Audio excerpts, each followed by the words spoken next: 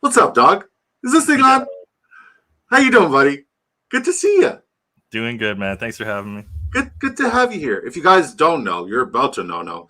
This guy was the runner-up of the Drafters $1,200,000 last year.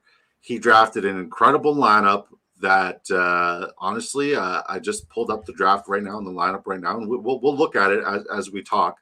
But he drafted an incredible lineup. It was one of his early ones too, and he won $150,000 USD. And for us Canadians, especially a fellow Ontarian, that's a lot of money. So I'm first and foremost, I want to say thank you so much for not just hopping on the show and forgetting me, but for being one of the original Disco Ball members and supporters. So thank you so much for not forgetting me after your fame and fortune of becoming one of the top 2 drafters on the entire planet. The humility, the being super humble, all that good stuff. I genuinely appreciate you, up dog. Yeah, thanks. No, I've been watching since early last year, man. I love what you do here. A big fan of drafters and the community you've built. So it's nice to be on. Nice to have some hardware on the shelf. And yeah, I'm looking forward to a big basketball summer. All right. So I'm looking at this draft. The fact that everybody was drafting, you see most Kyren Williams exposure, because this is the name that pops out the most to me, right? You drafted at the 110. This is one of your early drafts. The fact that you, in one of your early drafts, I'm assuming this was what, June, late May, early June. Yeah, it's in that window. I don't know exactly, but it was definitely one of my earlier ones, pre a lot of camp news. And yeah, it was super early for Kyren. There was no Kyren buzz at that time. It was completely. I wish I could tell you why I picked him on this team, but I was in on Kyren the year prior. Actually, I just liked his game. He reminded me of a little Eckler, so I was taking him pre-draft the year before, and then it all kind of went to shit. He got hurt, missed the whole year. Everyone kind of forgot about him, and it wasn't until the middle of the summer where people started wising up to him, and I was fortunate to get him pretty early on this team, and that's honestly what made the difference. Yeah. Well, absolutely. The fact that I'm okay, Kyren Williams is on his winning team, but when I see that this was your 27th, I'm assuming you maxed out or you came close to maxing out last year. Yeah, I maxed it for sure. Yeah.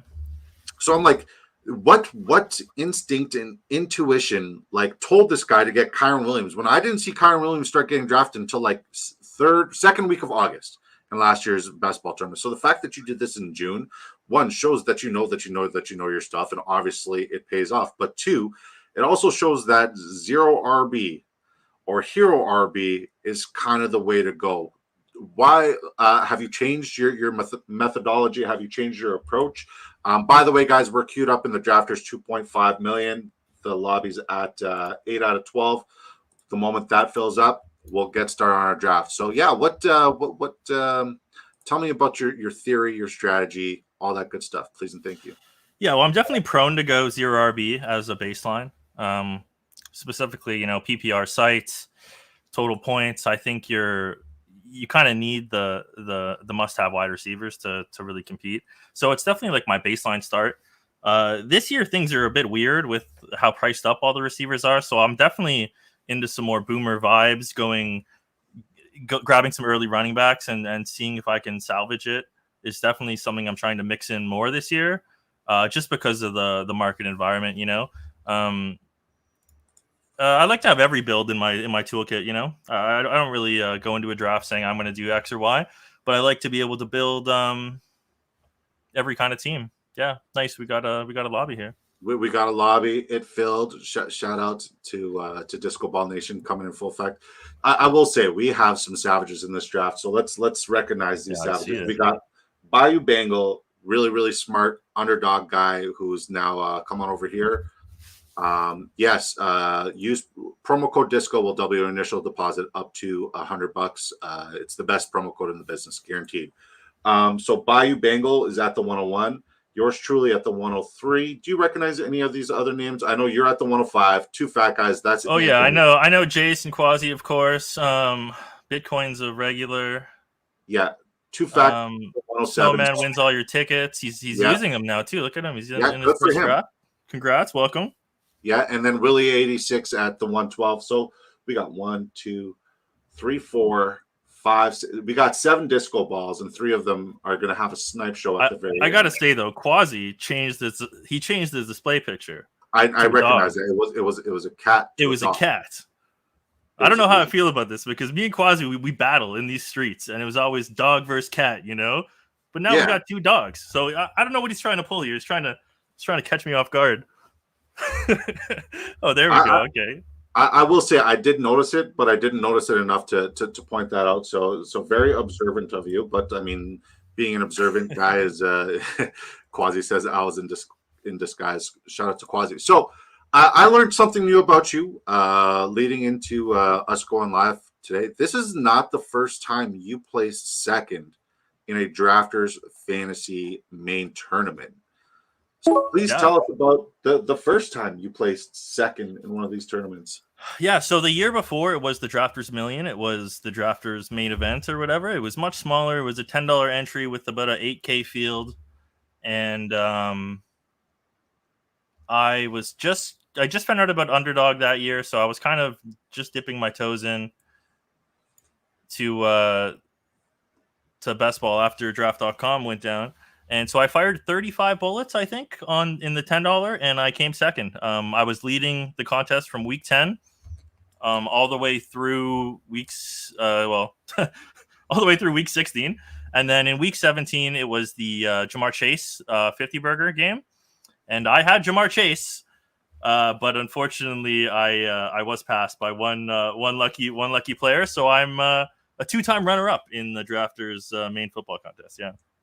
So like you literally take away the whole concept and notion that like it's luck, right? Because to finish up there, people would be like, oh, you know what? It's lucky, right? Whereas if you place up there twice, they can't argue the luck aspect. That's 100% skill. That's 100% being one of the greatest drafters on the planet. I was impressed by you before, but now I'm like, I need to know your secret sauce. I need to know what's the methodology. Well, the secret sauce is very deep in multiple spreadsheets on the hard drive. There is definitely a little bit of magic I have. I built a lot of tools, basically with Excel and the help of ChatGPT. Like I don't really know what I'm doing, but I've over the years I've basically built Excel models and gotten better and better at it. And yeah, I think there's definitely a lot of things people aren't doing in the industry. Like most people just kind of fire from the hip and try to use their football guy knowledge to best the field. But in my opinion, there's just a lot better ways to go about it because we can't it's hard to predict the future as good as some of us might think we are, and that's kind of the whole ethos of the fantasy space is trying to look into your crystal ball and IKB the situation better than the field. But in reality, that's just tough. So my big thing is working with strength of schedules, and I try to make teams that balance well together in an effort to just create the best projecting teams I can. Fair enough. So great response. I'm going to stop firing at the hip and start. I think I'm in too deep. I cannot stop firing from the hip. But I mean, we all are, but there's other things to consider, than just the first layer of thought, which is which player is better than the other player.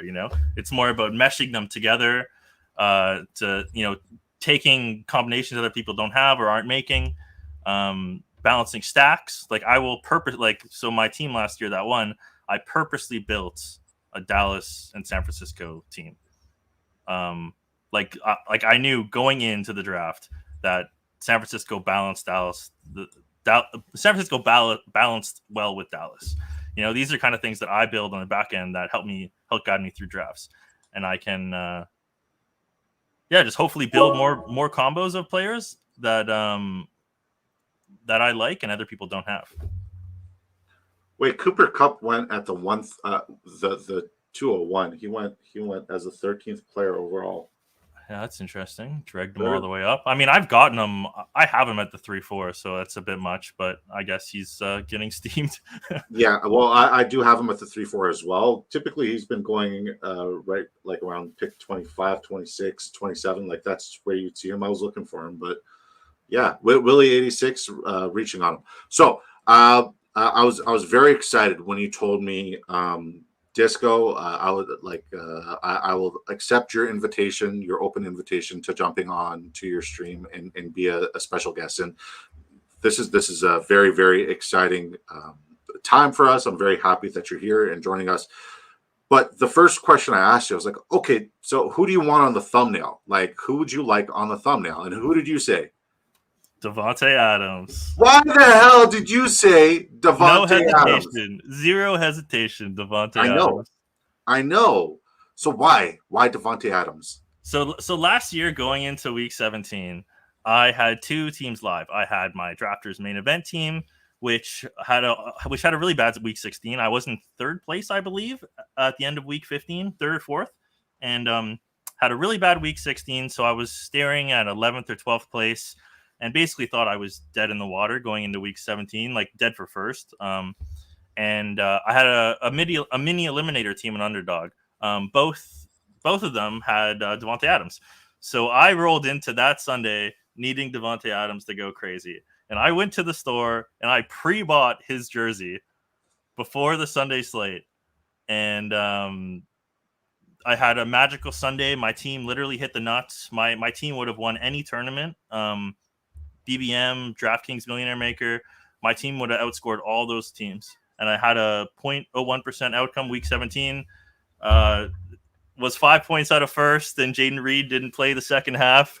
So I was inches away from taking it down, but I had an incredible Sunday and an incredible finish to a wild year, man. So Davante is just kind of my poster boy for everything that day encapsulated, and he scored 2 touchdowns and had 40 points, 40 PPR points, and it was amazing. Yeah, it was nuts. Amazing. I don't know if you remember this because I'm sure like thousands of people were literally like messaging you, cheering you on. But I messaged you at some point because you still had Pacheco left. I was like, I had Reed and Pacheco in the bank still. Yeah. Yeah. I'm like, I hope Pacheco has a monster day, and he went crazy too. He played great. I don't know if you remember that message. I'm sure you had a lot of messages. But speaking of a lot of messages, we're getting messages currently on X. We are doing a giveaway here on Drafters Fantasy Sports. We'll tell you guys what we're doing and where we're doing it and how you could do it too. And, how you could potentially get a free opportunity to do what my guy Updog over here did. Not once, but twice. I think like you might be the 2-time as well. Like we can't just say Quasi's the 2 times. Shout out to Quasi. I think I have a more rightful claim to it than Quasi. To be honest. I mean, he's the original. He did it twice in one tournament. I know, which is crazy. It's crazy. He said, "Y'all fight for third. This one's mine." Shout out to Quasi. We got 2 bottles of vitamin water today. We got this one, the dragon fruit, and we got the triple X berry. Okay, we're on the clock. Time to figure out what we're gonna do. I've been working on something in my minis, and I like the way it looks, so I'm gonna try to get it here in one of my mains. And I got the triple X berry. Shout out to that. So if you guys are watching on X, we are doing a giveaway. It's $15 of value. We're gonna do it for the next 19 days. We got 20 days of disco. We're giving away an entry. $500,000 does go to first. To enter, all you got to do is create a free YouTube account, click the subscribe button, and type #Updog, which is the name of our very spectacular, wonderful guest here on the show with us right now. That's all you folks got to do to enter. We really do appreciate it. At the end of the show, we'll announce who the winner is, and the winner will have a free chance to win $500,000. So do you mind if I take a quick promo break? I got to let the people know what we're doing and where we're doing it. Is that okay with you? Go for it, yeah. All right, cool. So currently we are drafting and competing in the Drafters $1,000,003. It's the NFL Basketball Championship, $2.5 million in total prizes. $500,000 goes first. It's total points format. Most points win. Best ball weekly scoring weeks 1 to 17. 12 teams draft fast and slow. My man Updog loves this low. I personally don't. It's a $15 entry. You get to enter 150 lineups max, so you get to get unique combinations correlation. There's also the $2 mini. It's a $2 entry fee. There's $100,000 in total prizes. $20,000 goes to first. I just did my 101st lineup there, and it is in best ball format, which, in my humble opinion, is the best way for you to draft. It's also the most convenient way for you to draft. You have 20 rounds to fill your roster for depth. Each week, a starting lineup is composed of the following positions: 1 quarterback, 3 wide receivers, 2 running backs, 1 tight end, and 1 flex. At the end of the week, the best overall performances on your roster will be submitted to your weekly matchup. So no more leaving points on the bench, no more waiver wires, no more trades, none of that garbage. Updog, what do we do with that garbage? Get that garbage out of here. Get that garbage out of here! You literally just draft it and forget it unless you're winning a life-changing amount of money. I've seen a couple of requests in the chat about a promo code. You got to use this promo code. It's the best promo code in the business. Sign up today using promo code DISCO. I will double your initial deposit up to $100. Friendly reminder, if you are Ontarian like myself, all deposits and all transactions are done in US dollars. So the deposit hurts a little bit more than it hurts our American friends, but the withdrawals are so nice, right, buddy? Yep. So speaking of withdrawing a lot of moolah, I'm sure you didn't just have that lineup where you place second, finish in the money. Do you mind if I ask, how much money did you make last year alone on Drafters Fantasy in these best ball tournaments? You could talk U.S. currency or Canadian currency, but I'm very curious, like with all the placements. Yeah, I mean, generally speaking, I've maxed it twice now, and I averaged the return of about like 2K, like before any large wins, or at least I did last year. But yeah, last year 150K plus about 2K plus about 10 in the playoff contest, so I cleared a good 160 on the site, which is insane. So I used to play poker. I used to play tournament poker like pretty seriously, and my biggest scores. I've got two 20K scores to my name. So I dwarf them all with one lineup in one tournament. The best tournament on the internet. If you guys aren't playing on Drafters and you're a best ball bro, you might want to reconsider things, because Drafters is hands down the best site, with the tickets, with the overlay, with no pods. Just the pure skill of drafting the best team in. It's undoubtedly the best place to play, and pretty awesome. You're doing these giveaways to get people in the drafter streets.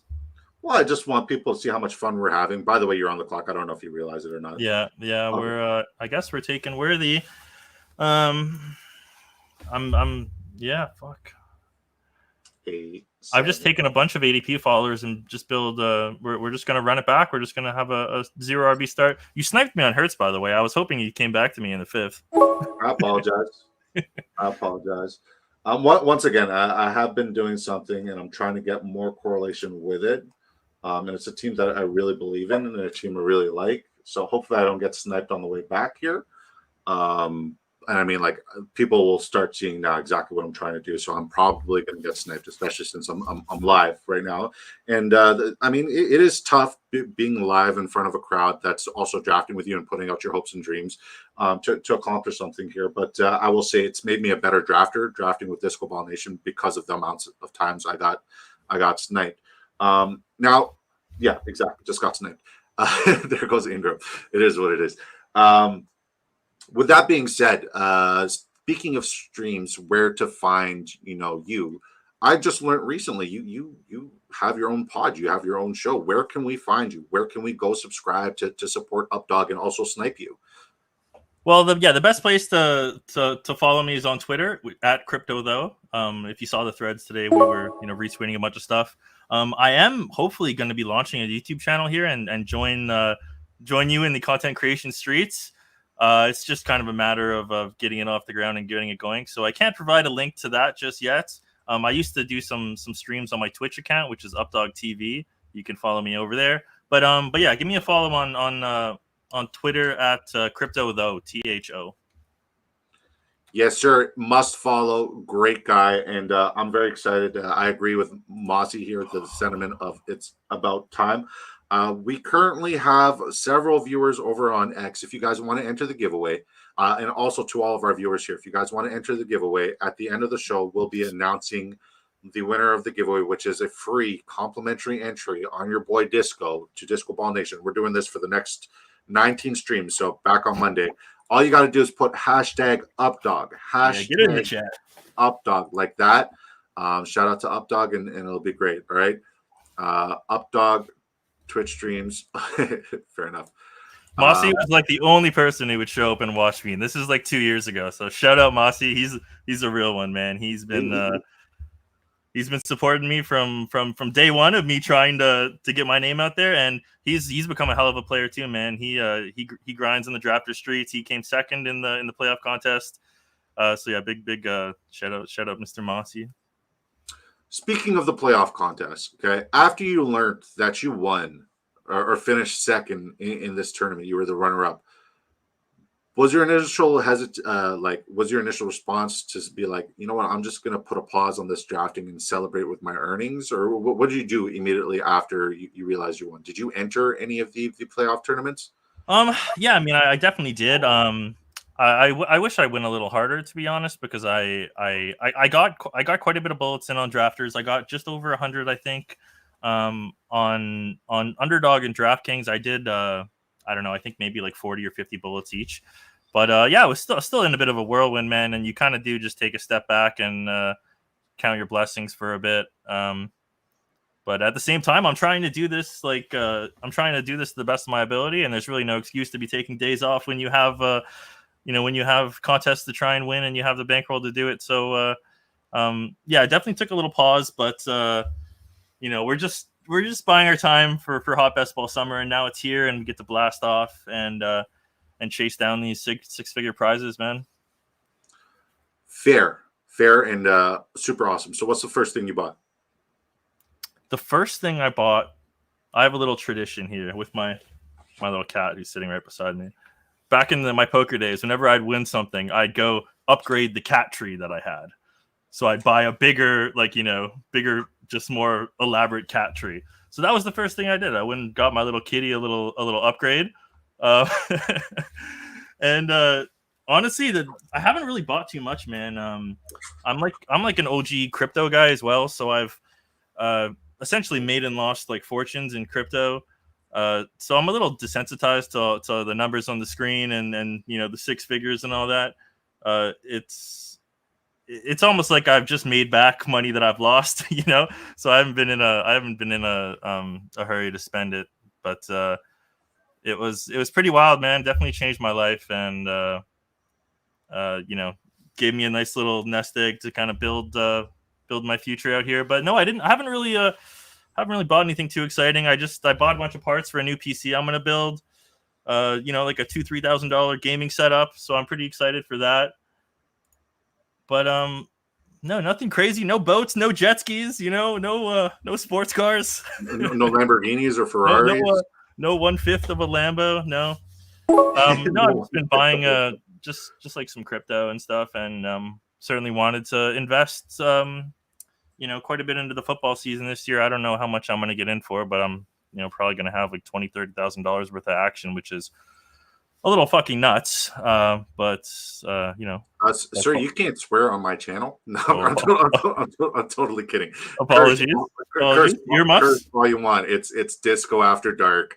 It's rated R. Let's get weird. My wife, Kobe and the Cattle Dog, says that is so wholesome. I agree, man. Your humility, you're super humble, and it's contagious. You are a great and wonderful person. But I'm mad at you. You just sniped Zamir White from me. I really wanted Zamir White. I love Zamir White, dude. It's more so on Underdog, but yeah. So why do you love Zamir White this season? Well, I just like him in general as a player. So like 2 years ago, when he was everyone's like draft darling behind Josh Jacobs, when everyone was betting against Josh Jacobs, and Jacobs blew up and had that nuclear season. I believe his timeline is he had a torn ACL in his last year of college, and then was drafted coming off the ACL. Really high pedigree prospect in college. Great runner. Just kind of like your more prototypical like workhorse back. And they brought him along slowly. Like they clearly have a plan with him. in that his draft year 1, he got like no touches year off the injury. They played it real safe. They gave Jacobs 25 touches a game. Last year they fade out Jacobs at the end of the season. They give Zamir the rock, and he fucking pounds the rock and does well. The new coaching staff loves him. They kept feeding him, and to me he's very similar to Pacheco last year. Not in the sense that the offense is on the level of the Chiefs, but just in the sense that they've been building this guy up and they're ready to unleash him, and he's a young guy with talents that he's got no impediments to being a top 10 running back. He's going to get the volume, and if Las Vegas is better than people think, which I certainly like betting on, I like Bowers, I like Adams, I like Myers, I like the whole team. I like punting on Minshew.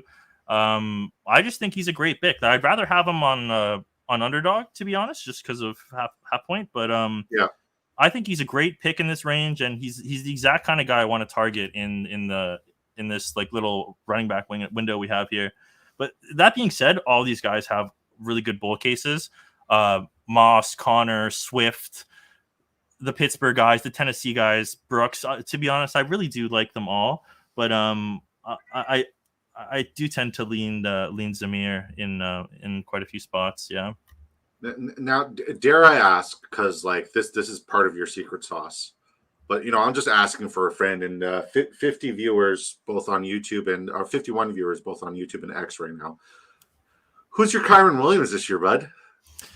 So I've been thinking about it for sure. Now, my initial answer is this year's Kyren Williams is Kyren Williams. People are taking him at the end of the 3rd round. This guy was going at the 1-2 turn pre-foot injury and Corum draft. So I'm just going to hammer Kyren. People are looking for all these, people are going to try and deep dive these trash running backs at the end of the draft, where I think the only place we might be able to get elite running back production this year is high up the board. At least that's something I'm considering. As for late guys, I don't know if I have a guy to recommend. One of my favorite late clicks right now is Bucky Irving. Just because he's a little pass catching guy, and Rachaad White certainly hasn't been a very good running back as a general. As we use that term generally, just a normal north-south runner, he hasn't really been good between the tackles. So I think there's room for Bucky to usurp him. But the Kyren thing's interesting. It's hard to nail down, but the big thing is that we gave all of the Rams offensive points to Cooper Kupp, right? And that left everyone else in the dust. So you got to find a team that we're collectively undervaluing. And maybe if one thing breaks your way, like Kupp not working out at the 103, that it can propel these guys up the board. So just a tip, if you're trying to find that Kyren, try and think about the offense he's in, and that might help you lead you to the player. I love that advice. That is great advice. Shout out to my guy James SEO. If you guys have any questions, and if there's any chats that I missed, feel free to remind me. I'm just very I like to consider myself a sponge, and I like to pick the brains of the people who've done it at the highest level, because I aspire to be just like my guy Updog over here. So James, shout out to James SEO. If you guys are not following him on X, do so. He asks Zamir White or Zach Moss. I'd go Zamir White. Now Zach Moss was really, really good last year, and he could certainly do it again. Mixon had quite a run in the Cincinnati offense. I'll just take the guy with no competition. Yeah, Zach Moss does have Chase Brown chewing on him. They are in a pass first offense, whereas Las Vegas is definitely going to be run first, and he's got no one nipping at his heels. And in a straight up talent matchup, 1v1, now people would give Moss credit that he's kind of on the same level as these backs. But if you go to look back last year, people were absolutely clowning on Zach Moss, just calling him garbage, right? So he's obviously somewhere in the middle. I don't know if he's as good as he played last year, but I'll take the pedigree of Zamir over Zach Moss. Okay, so now if you're looking at that Cincinnati backfield, going back to the whole concept of like, is this a position group or an area that I want to invest in? Is Zach Moss somebody you're targeting or considering at ADP, or should he fall? Or is Chase Brown somebody you're considering? I'm taking Moss more than I'm taking Chase. So it's Chase has kind of been a trendy pick just because he's young and fast. But Moss, Moss put it down last year, and he definitely has the inside track to produce. So I would take Moss over Chase Brown, and I'm drafting that way too. I'm not getting much Brown. Okay. But again, I don't mind it at the same time. There's definitely worse clicks than a young fast running back in an ambiguous spot. But I would lean towards the incumbent starter there. Yeah.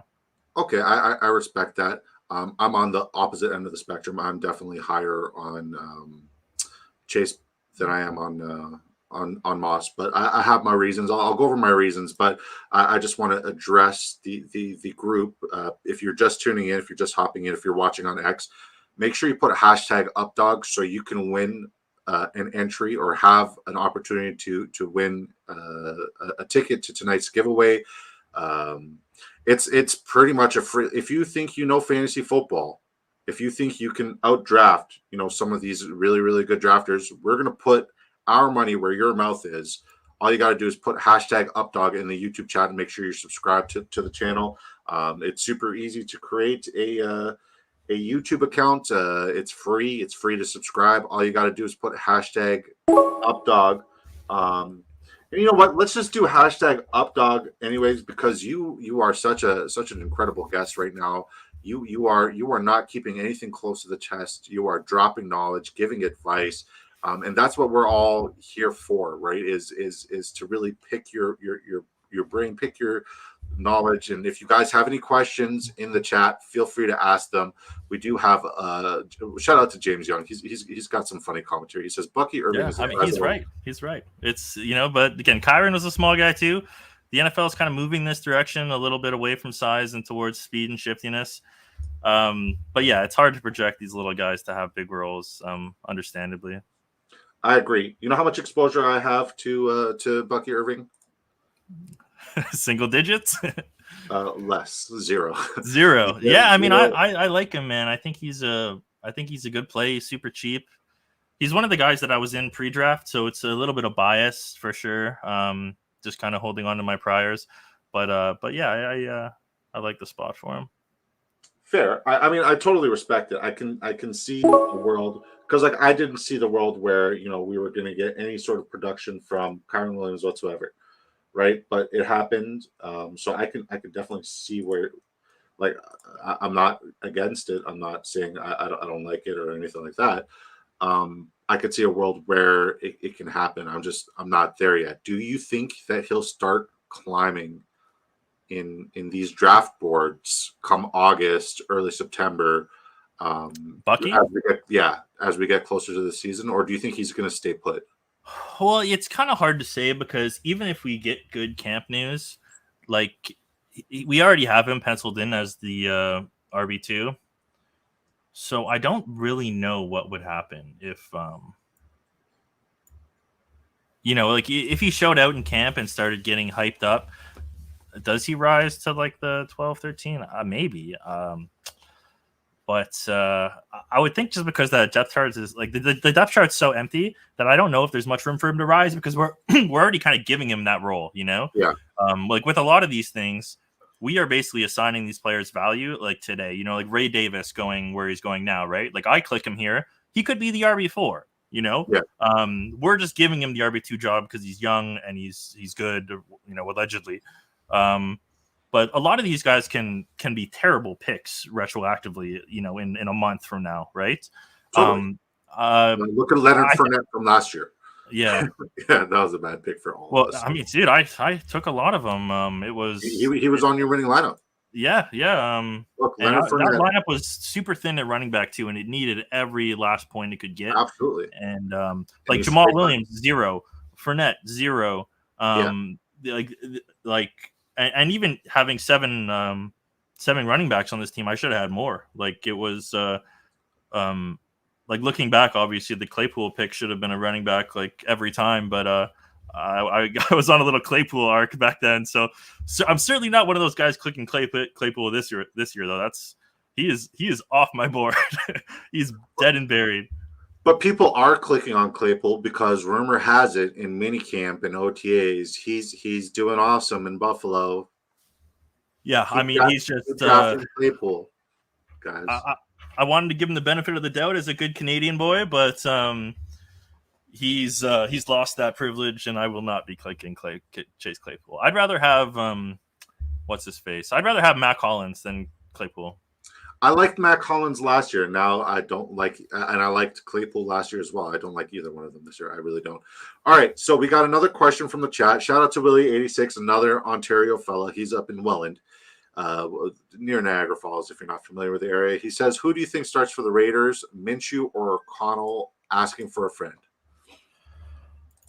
With the Raiders. Yeah, so I think it is going to be Minshew. I sweated quite a bit of Las Vegas football down the stretch last year. AOC was not very good at all. That being said, he was really good in the preseason. I did not watch those games, so I can't be a biased, a biased fan or whatever and tell you that he was good, although he had some highlights and stuff. I just think Minshew's been too good as a professional to not play him. He's I saw a tweet the other day and it comped him with I think Trevor Lawrence, and they had like near identical stats. And I just think he's been too good, man. Like he facilitated a working offense basically every year for the last couple of years. He's gone in there and played reasonable football. So yeah, I'm gonna lean Minshew until I get spooked by something. But it's one of those things where yeah, that's the true. Very true, James. Absolutely, I was one of them. Yeah, that's I've never been a Trey Lance guy. It's definitely been one of my bigger wins. Was just not clicking that guy because he can't play football. Jesus, the board is so bad for me right now. I guess we're doing Braylon Allen in the 15th? Good Lord. I remember when he was free, the good old days. I'm not drafting Braylon Allen at this. I'm not either, but it was either him or Roschon, and I do like Roschon. Roschon was one of my highest owned players last year, but whatever. I'll take the guy that's steaming. My team's really out of whack here. I got no tight ends, and I have a not very good quarterback. I mean, like, we know what he's capable of. Do we think he's ever going to be capable of it again? That's yet to be determined. My problem is he's still not throwing. Like, literally, he's not throwing in camp right now. Who's the backup in Cleveland now? It's Flacco. No, I think, right? Flacco's it's Jameis. Oh, wow. Jameis might be a great. I'm okay with famous Jameis. He might be a spectacular dart throw. If Jameis plays quarterback, and like if they just say he's the starting quarterback there, I'm trying to get as much Jameis Winston as possible, and I'm trying to get exposure to those wide receivers as much as possible. Even Njoku, like people are fading Njoku this year, rightfully so, because no, if you ask me straight up, who would power the offense better? I think it's Jameis, and I mean 100%. That's probably just a lot of bias, but at the same time, Deshaun's been really bad, and he used to be my favorite player, man. Deshaun Watson and Will Fuller were my guys for 3-4 years. They were incredible. I was taking them in every draft, and it all evaporated really, really quickly. And I think it's gone, man. I think he got the bag, and that just turns the motivation right down to zero, Well, I mean, obviously he was dealing with all that stuff. I just want to take a moment to acknowledge this one person. Obviously everybody watching is very special to me, but this person literally, like, the first day was with me, and he stuck with me by my side through thick and thin. Radimus, I love you, brother. I appreciate you. I know you've been going through your stuff. I'm here for you. God bless you, buddy. You're absolutely legendary. And then we got Disco. We got another question from Bayou Bengal, and then we'll answer the question from Mossy, and then we'll get to Bayou Bengals. Mossy says, when do we think the $2 contest fills? I'm seeing mid-July. I'm at 101 filling fast. minis. Yeah, I'm at 101 minis, and every time I look, it's like another 4,000 or 5,000. So, yeah, I'm trying to max that out ASAP because I'm very curious. Drafters likes to take care of us, right? They really do like to take care of us. Should this fill, like when this fills, I really want to see what they do next. I really am excited to see what the next mini or the next up's going to be, because I assure you, like and no, they have not told me. I'm not speaking for drafters, but because they like to take care of us so much, I'm almost guaranteeing that there's going to be another awesome tournament for us to get into.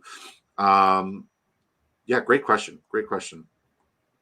And then here, Bayou Bengal says, question: if Khalil Herbert gets traded, what's your ideal landing spot? Am I allowed to answer this one too, or should you go ahead? You're the guest. Everything. Let's get you to answer this. Go ahead. Well, I mean, it's just like the obvious ones of like Dallas or the Chargers. I think the Chargers are definitely in play now with Gus. He's got like a minor injury. But I don't know. I don't really like projecting this stuff because people always get worked up over these trades, and it's why Dolphins running backs got cheap for a good chunk of last year. Right? Everyone was losing their mind over the JT stuff, and I was scooping up Mostert in like the 16th. Like, it was crazy. So yeah, I try not to worry about it too much, but I think he's just a good bet because he's got lots of outs, and he can go to another team. The Bears can be good. I think he's got a lot of outs to perform, so I don't mind taking him. I don't mind taking him right now.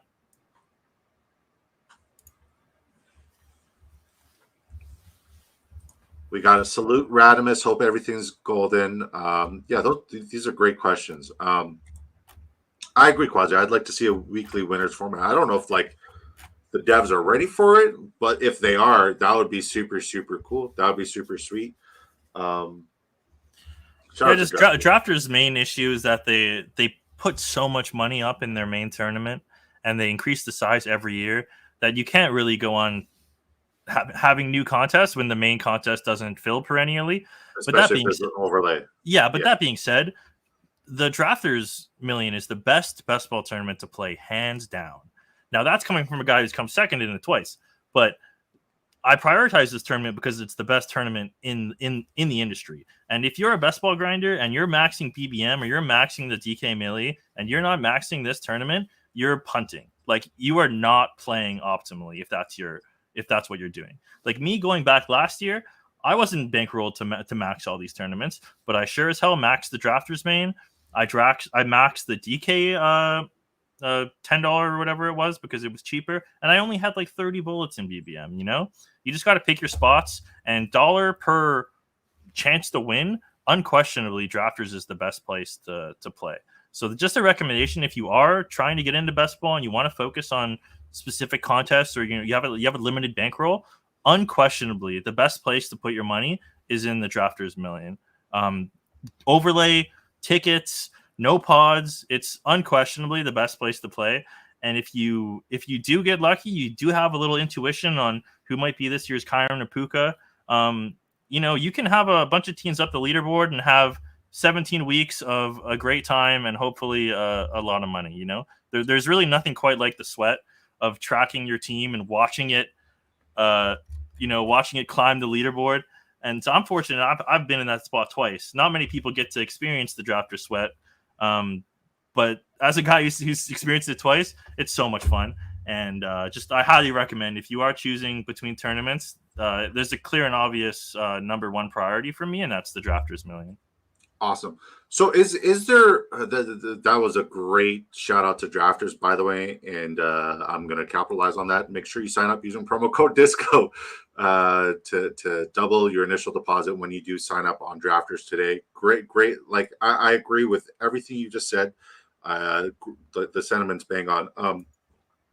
I will say though, there are people that we all aspire to be. Right. Obviously, a lot of us in this chat aspire to be in the position you're in. but obviously there are certain drafters, people who draft and compete in these tournaments, not necessarily content creators. But is there any drafter on the planet who you say like this is somebody who I absolutely respect and I absolutely adore, and this is somebody who's shown time and time again that like he is the definition of finding success? Who do you look up to and aspire to emulate in the industry? I mean, that's hard to say, honestly, in the drafting space. I mean, I'm like an avid content watcher. I'm if you watch all the big content guys, you watch Disco. I'm in the chats. I'm always watching. I'm always trying to see what other people are doing. Whether that's to learn something from them or to try and flip it and be like, well, a lot of people are thinking this way. I'm going to do the opposite. So I don't really have guys I like put on a pedestal. I mean, I really love like Pete Overset and all those guys and the Ship Chasing crew. Definitely big fans, but there's not really anyone I put up there. I frankly think I'm one of the best, and I think I you don't kind of have disagree. to. You're one of the best on the planet. Yeah, 100%. And I've been kind of hiding in the weeds here, doing my thing. But I know for a fact I do a lot of stuff that other top players are not doing, and that's what encourages me is that best ball is so early, and people have not figured out how to play this game optimally. And if you really want to dive in and put a lot of time and effort in, like it's I've been in this game for 6 years now, and it's certainly taken up a lot of my mental capacity thinking about football year round. But it's you have to be that consumed by the game, and it's honestly it's so much fun, and I'm so happy to have a bit of a bankroll now and be able to just fire at will, get on streams here and talk basketball, man. It's definitely what I want to be doing going forward here. Man, dude, the guy sniped me. No, I wanted Sanders so badly. I'll be perfectly honest. I'm out on Sanders. I'm completely out on Sanders. Is Jelani Wood still available?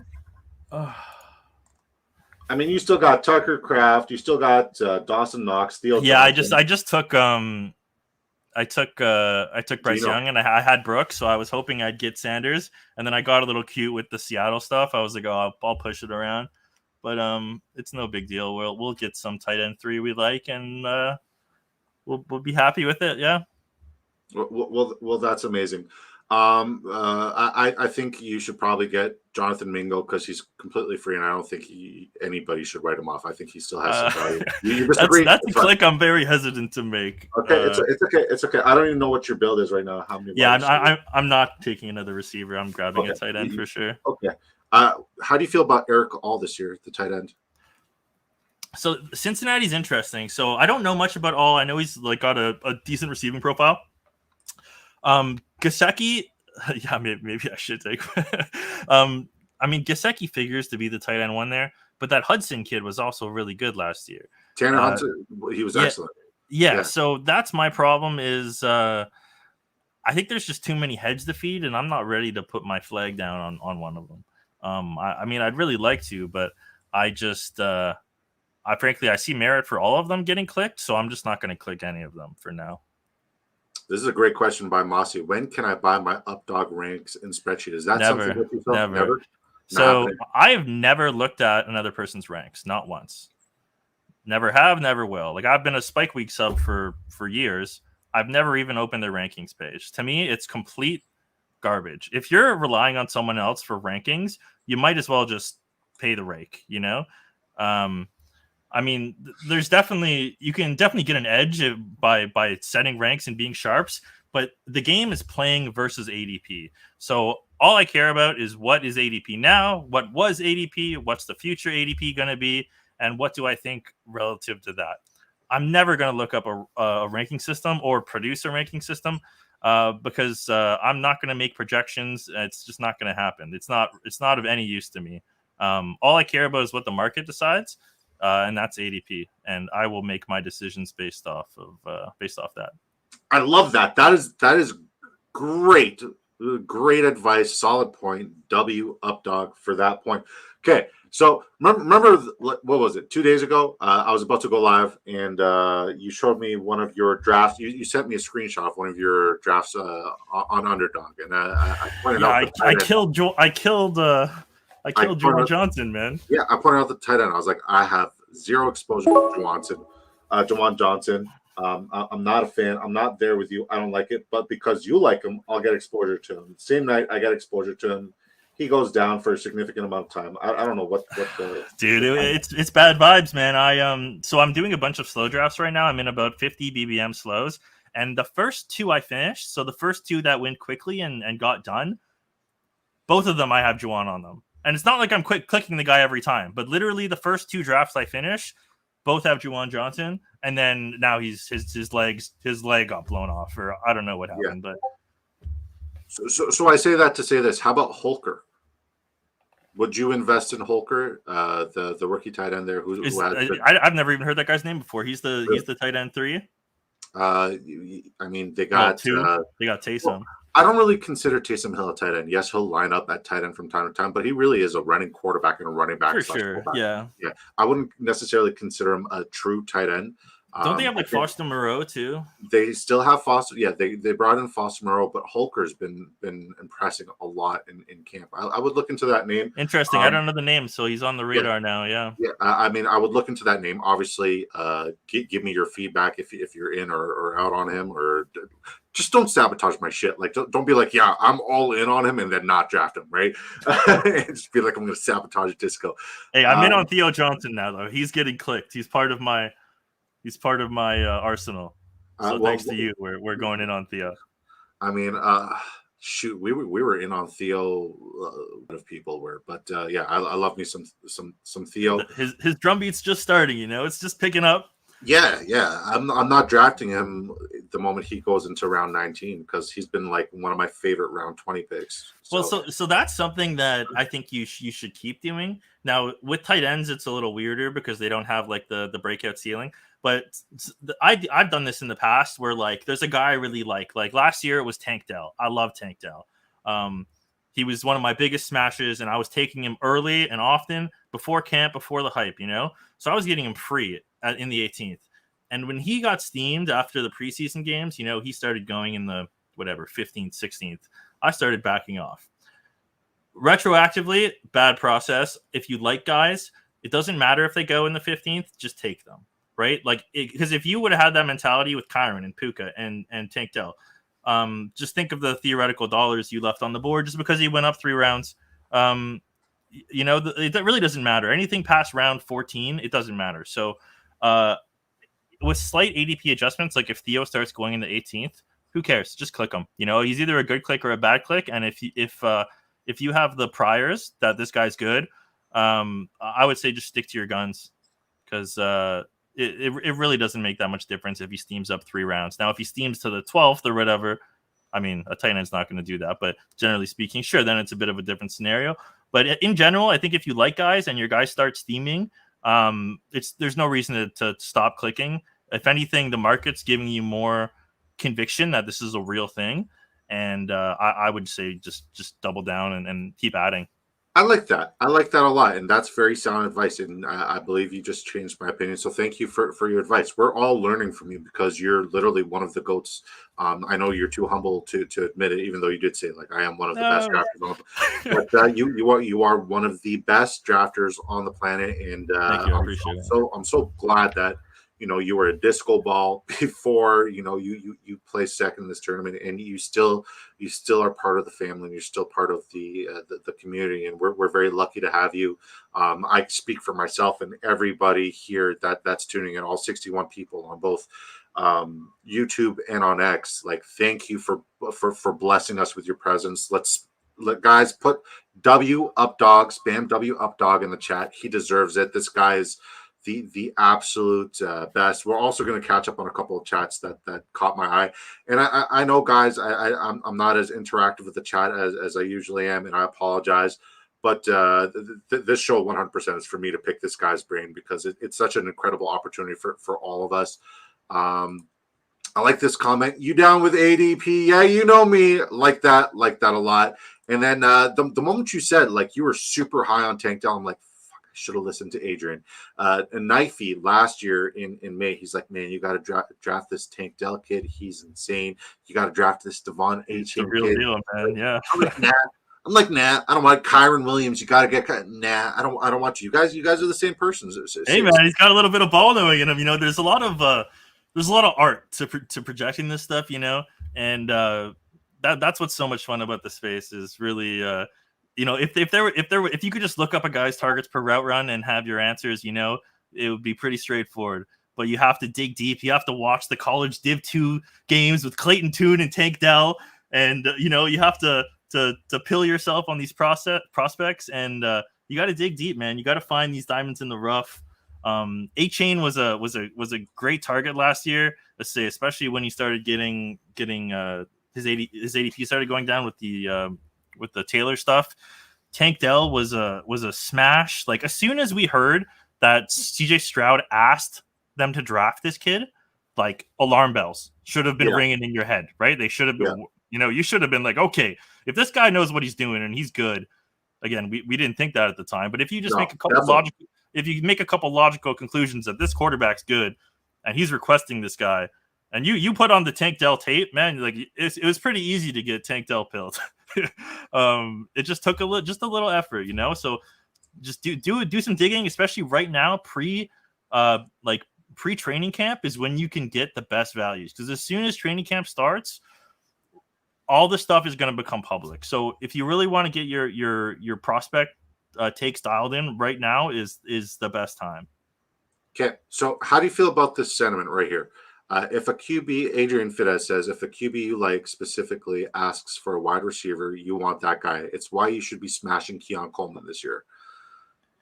Okay, well, I don't know, but the narrative re-asking about Coleman, I like Coleman straight up. I've been clicking him a lot. He's my number one drafted receiver pre-draft in the big board because everybody was talking down on his profile. I've been clicking him at 70. I don't really care. Like it seems like he's going to slide. But from my ball knower take and my brief overview of the guy's prospect film, he catches everything. He's a big guy.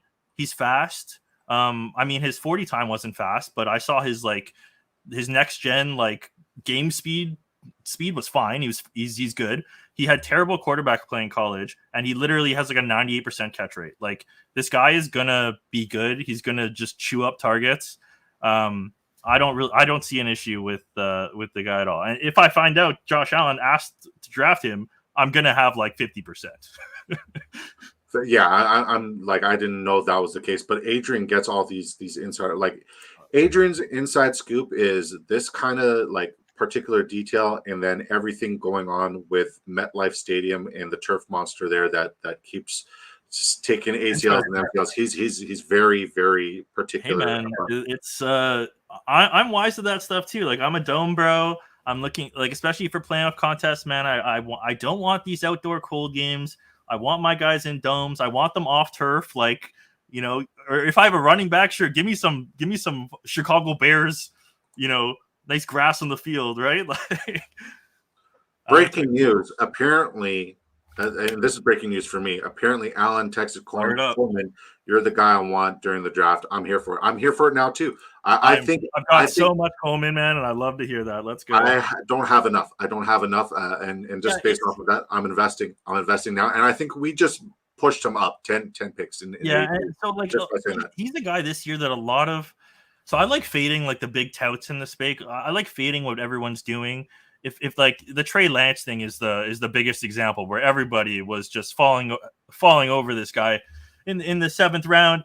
And everyone was like, "Oh, he's a Konami code cheat code and blah blah blah blah blah," and the guy can't fucking play quarterback.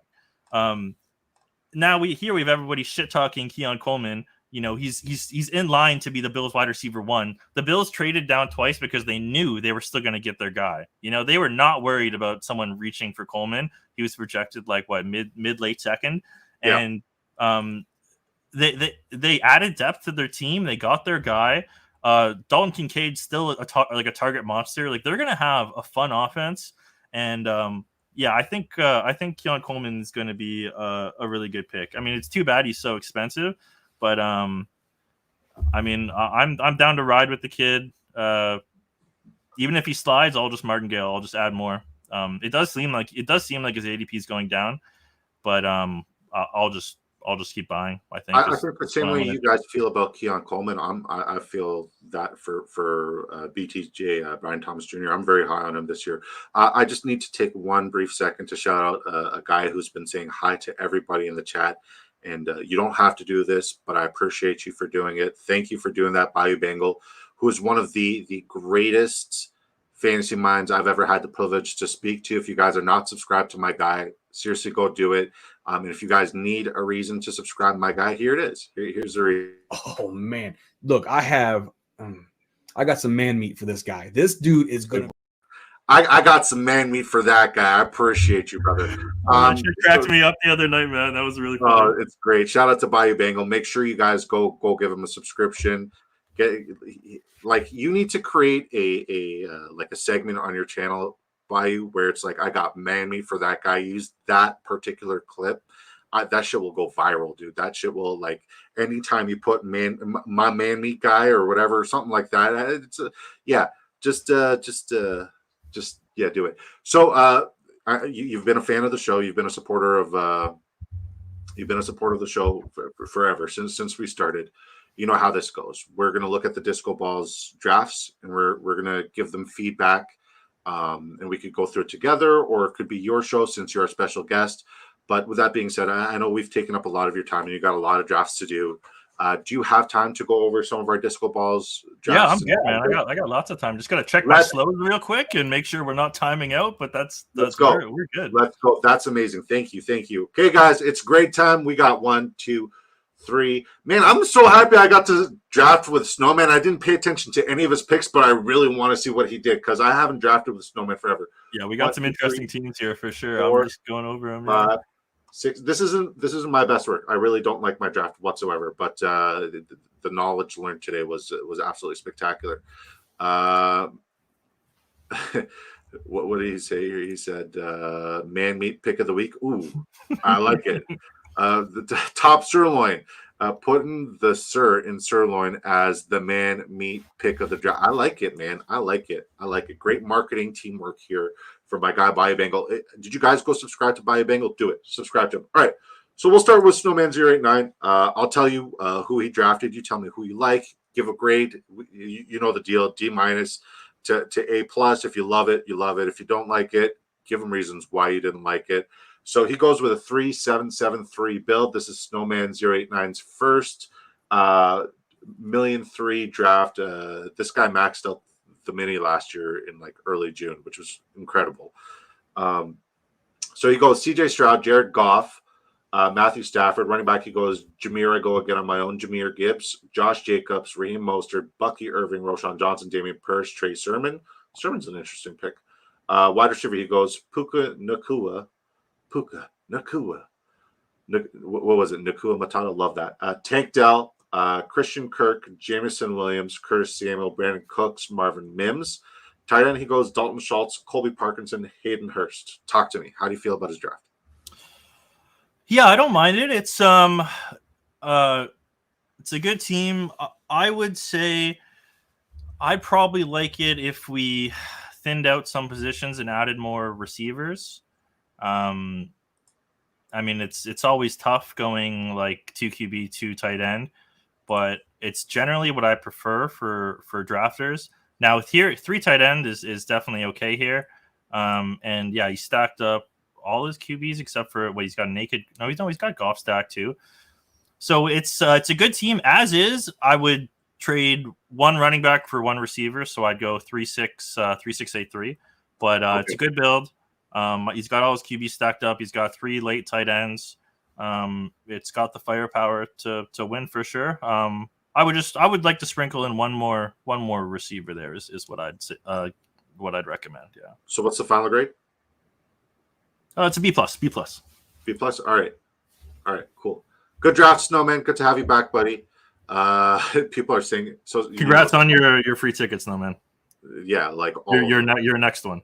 Yeah, your next one. He's winning tonight as well, guys. I'm not going to do the duck race again because that was super laggy. My wife's going to do it behind the scenes. Babe, if you can go ahead and do the randomize. Actually, let's give people 5 more minutes. We got 63 people tuning in. If you guys want to enter the giveaway to win a ticket into the Drafters $1,000,003, which is $500,000 first place, $2.5 million in total prizes, just put hashtag UpDog.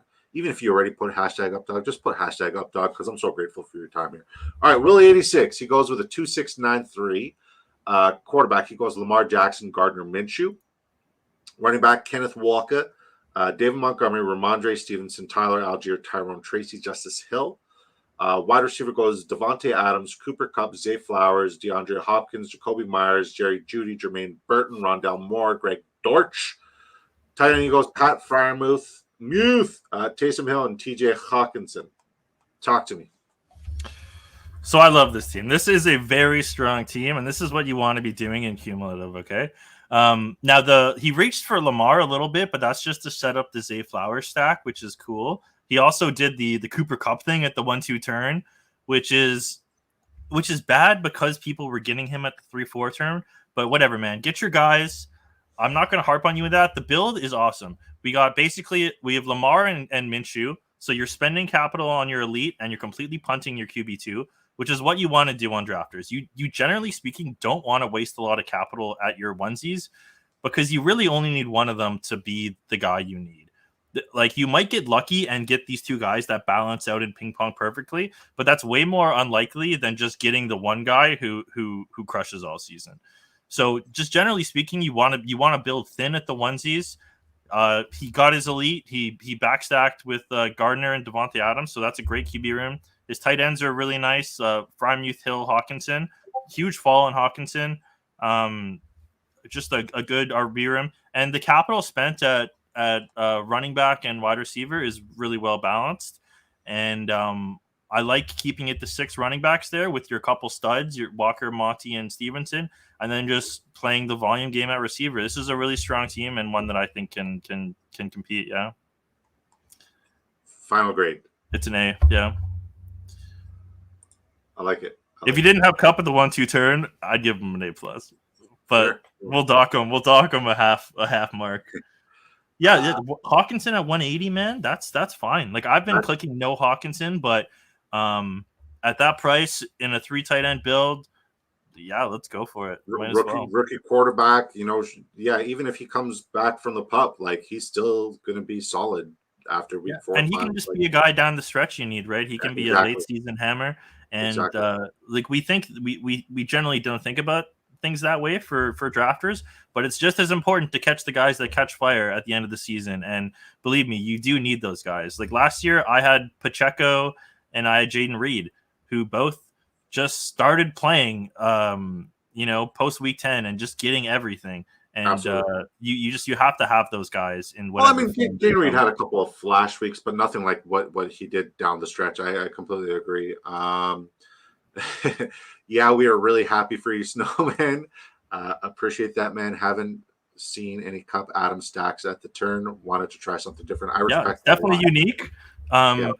So it's something I would try to do more in a playoff contest, like on a underdog or DraftKings, because unique combos are a little more valuable there if you show up to a finals with the combo nobody else has. It's definitely important on drafters too, but you're reaching now so high up that other people have this combo drafted later. Like I probably have a Kupp Adams team with another good player sandwiched in between there. So you're giving up a little bit in that sense. I definitely applaud getting creative and moving guys around. You just have to watch out with players like Kupp who were going at the 3-4 turn, and now you start dragging them up a whole next tier.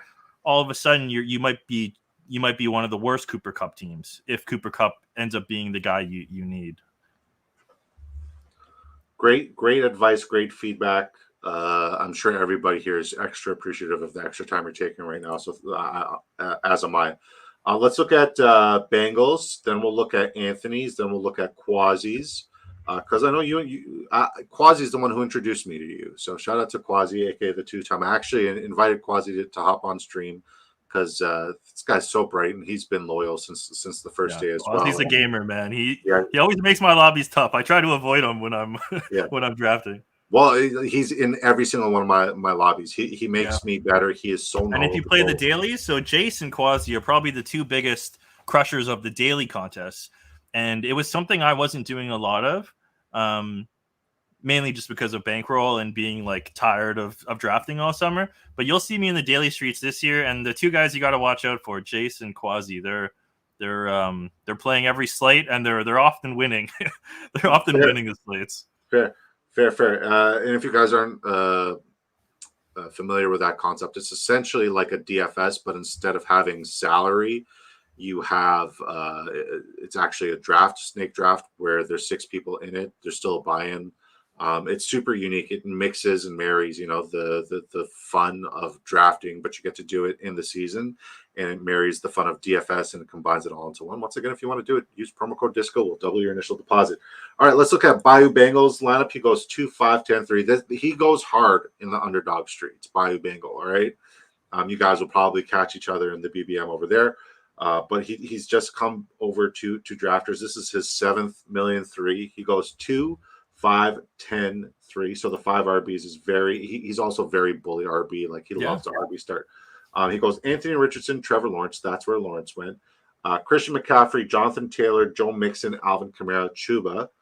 Wide receiver, he goes Mike Evans, Cortland Sutton, Rashid Shaheed, Adonai Mitchell, Quentin Johnson, Wan'Dale Robinson, Javon Baker, A.T. Perry, Odell Beckham Jr., Alec Pierce. Ooh, the Pierce pick. Yeah, it's an interesting team. This reminds me of my so the team 3 years ago when I came second was a dual RB start, similar to this. I started Eckler JT. That was my big stand that year, was Eckler JT, and it was like it worked out really well. But so he did something similar, basically. C-Mac Taylor, pretty robust with Mixon, Kamara, and Hubbard. Generally speaking, if you're doing a dual RB start, what you want to do is punt the rest of your running backs and end up with 5 or 6 if you punt them really late. I like doing the 2 RB start and then adding 3 throughout the draft, adding 3 fallers. So this is a 5 RB build with quite a bit of capital spent at running back. I don't think it's bad by any means. I just think it makes your draft a little tougher. Especially when you go elite QB and with Richardson and reaching a bit for Richardson, you end up just not getting any good receivers, which is what happened here. Is his wide receiver 2 is Cortland Sutton. So generally speaking, these teams are kind of dead. Not actually, but just if you look at if you look at contests as a whole, you need to spend a requisite amount of capital at wide receiver to do well, like historically. In this draft, he did not do that. Now, you can survive that by getting like thinner at other positions. Like I would say here, you only needed 2 tight ends. So you definitely could have added another receiver. You could have even stayed at 4 running backs, which I know seems thin, but with the guys you have, even with the 2 week 14 buys, it's still something I would have considered, especially with dragging up Richardson 1 round. You just didn't end up getting any good receivers, basically. And you can counteract that with volume. You could shave a tight end and a running back and add 2 more wide receivers. I still don't know if that gets you there. So just something to be... I don't think I'd be reaching for Richardson here. I'd try to squeeze in a receiver and hope you get the QB you want on the coming back around. I mean, I know it's tough with Richardson, but you got to try to find your way into another like high capital receiver in this build. But generally, it's fine. This build can work. Just hard. It's just kind of hard to pull off. I think you did a good job. Just kind of got behind the 8 ball at receiver. Yeah, the Kamara pick. Well, yeah, just I don't know, just any of those picks could have been a receiver, you know. Yeah. But it's a good team. I'll give it a B. I think it's got a chance, but you really need some of those late receivers to hit and be good, and it's asking a lot. Yeah. Now, can I ask you a question? Yeah. The Mike Evans, currently where he's being drafted at ADP. How are you happy with it? Do you want exposure there, or is that somebody that you're kind Not of really. I mean, I love Mike Evans. I'm definitely a fan. He's perennial 1,000 yards. The only thing I don't like is that we're buying him at a high, where last year you were buying him low. You know, it's just kind of playing the market inter-year, and he was like what, a 6th round pick last year, 5th round pick, because everybody was scared off him, and now he goes late second. It's just a tough click. I think it's fine. I think the whole range is kind of hit or miss. But I just find it tough paying up for a guy who last year everybody was willing to push into the 5th or 6th. But I couldn't really give you a real reason to be out on him. Like, I'll still click him. It's fine. But there's lots of other guys like I think I'd rather like in his case, like I'd rather have Metcalf straight up over Evans. I agree. I agree. Probably even DJ Moore, but he's fine.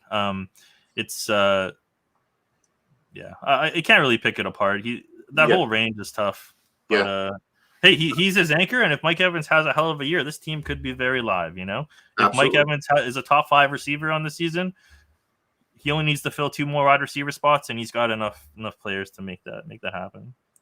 Yeah, I agree 100%. Snowman, 100% Snowman. I agree. All right, let's look at 2 fat guys. This is Anthony. He's a great writer during the season for the TSA, the sports affiliation, and he's been a very consistent sniper of mine, and he's an excellent drafter. So I'm very curious to see what he did, especially with this draft full of absolute sharks and studs. Yeah, this one's interesting for sure. He goes 3-5-9-3. Kyler Murray, Will Levi, Aaron Rodgers, Bijan Robinson, Najee Harris, Tony Pollard, Devin Singletary, Austin Eckler. I like that a lot. Yeah, wide receiver, he goes Brandon Ayuk, Michael Pittman, George Pickens, Calvin Ridley, Gabe Davis, Xavier Legette, DJ Chark, Kendrick Bourne, Khalif Raymond, Trey McBride, Hunter Henry, Jelani Woods. Just before you say anything, I think this is your best draft yet, Anthony. I think you. It's a good team. I think you absolutely crushed it. You got great value pretty much everywhere. The running back room is awesome for a 5 RB room with like not much capital spent. It's pretty sweet. And Eckler's upside as an RB5 is absolutely spectacular. Yeah. Eckler's like one of my guys perennially. In this draft, I actually didn't take him. I took B-Rob over him just because of the ADP. But I love Eckler. I think he's a great player. I think people are just I don't know what people are doing, but I agree. I'm clicking him a lot, and I'm ready to go down with the Eckler ship. Me too. He's been my guy for multiple years now, and it's not going to stop now at the cheapest he's ever been. Yeah. So take me through his draft. Take me through his lineup. Tell me how you feel about it, because I love the running backs. I like the this receivers. is a really sharp team. Again, I don't think you need 3 QB, 3 tight end, but it's okay. The fact that you win 5 RB and it's like 5 quality running backs, no overlapping buys, guys that are all going to start and touch the ball right away. You don't need a 6. You could have had one, but you decided to spend at the onesies, which is fine. So I love the RB room. You got Arizona and Tennessee stacked. The Rodgers pick, I believe, is just naked. So that's not something I would do. But maybe he was trying to get Conklin or something and it didn't work out. But I like it. I would probably like to have another receiver. People like on drafters, it's okay to go like 10 receivers. Like on my second place team 2 years ago, I had 11. I had a dual RB start and I had 11 receivers with 2 QB, 2 tight end. And you have to think about, like, we're playing for nut outcomes in this game, and drafting too many players at a onesie position or even at running back is just kind of antithetical to the nut outcome happening for your players. Like if Bijan Robinson is the RB1, you only need to fill one other running back slot. There's no point taking 6 more running backs, even if it's a hero build. You don't need 6 guys to fill one more slot, Here with Trey McBride and your Kyler stack, like, you don't even have Marvin Harrison Jr. So you're saying in this build, Kyler and Trey are going to be, in this universe, they're going to have one hell of a connection and they're going to score a lot of points. In that universe, I don't think I need a QB3 or a tight end 3, because I'm I've made my bet on a skinny stack of Kyler to Trey. I'm just gonna ride with it. I'm gonna splash the capital at receiver where random receivers can pop off late. Like you can get your Jalen Polks and your Kendrick Bournes and your Charks and all these guys late who have, who can score points and help you, especially in PPR like drafters, right? It's good to have additional bullets at receiver. I think you can go skinnier at your onesies just as a general rule. You don't really need to play it safe with the three at each. But it's a good team, so I'd give it a A minus here. I said I'd like you to just be more riskier. Two with the onesies, and I'd slap on, another receiver, maybe even two more. I think excellent feedback, but the roster construction is also very unique. It's sharp. No, this team is definitely gonna do well because of the running backs. Because you stopped at 5, and these backs are all good. Yeah, it would be nice to have like a little bit of contingent or rookie upside mixed in there. But hell, if all of these guys stay healthy, it's going to be a really strong team. I'm higher than I want to say the majority of the field on guys like Tony Pollard and Devin Singletary and Eckler. Yeah, I like them all too. The whole range is good. Yeah. Pollard is a guy that I think a lot of people are sleeping on. I know you're big on Pollard, and I like Tajay too. Like I think they're kind of like a similar player. But Pollard was running back. He was getting back into form towards the end of last year. I know if you look up his PFF grades down the stretch, he was like the, I don't know. I forgot, he was like a top 3 like PFF graded rusher down the stretch.